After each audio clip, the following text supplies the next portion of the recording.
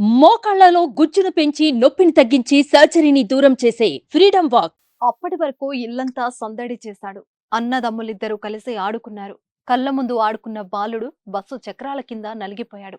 బుడిబుడి అడుగులతో ఇల్లంతా సందడి చేసే చిన్నారి దూరమయ్యాయి.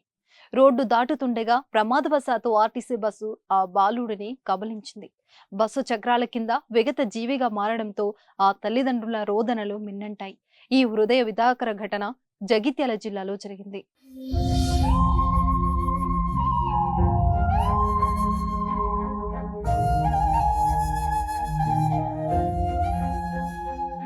జగిత్యాల గ్రామీణ మండలం మోరపల్లిలో కిరాణా దుకాణానికి వెళ్లేందుకు రోడ్డు దాటుతుండగా బస్సు వెనక చక్రాల కింద పడిపోయి ఓ బాలుడు దుర్మరణం చెందాడు. మోరపల్లికి చెందిన గంగారం, లత దంపతులకు 2 కుమారులు.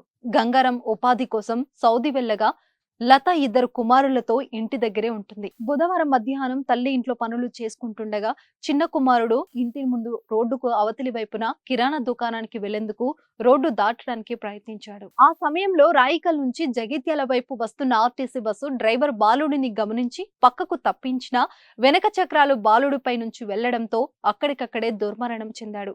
బస్సు డ్రైవర్ నిర్లక్ష్యంతోనే ప్రమాదం జరిగినట్లు వెంటనే అతడిపై కఠిన చర్యలు తీసుకోవాలని గ్రామస్తులు, కుటుంబ సభ్యులు ఆందోళనకు దిగారు.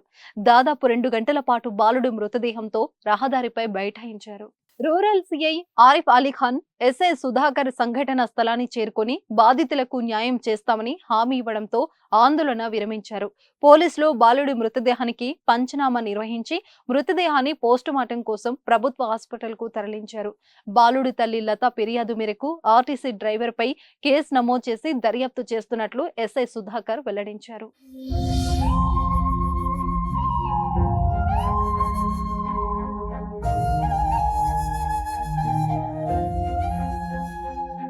సుమన్ టీవీలో మీ పర్సనల్ అండ్ బిజినెస్ ప్రమోషన్స్ కోసం కింది నెంబర్కి కాంటాక్ట్ చేయండి.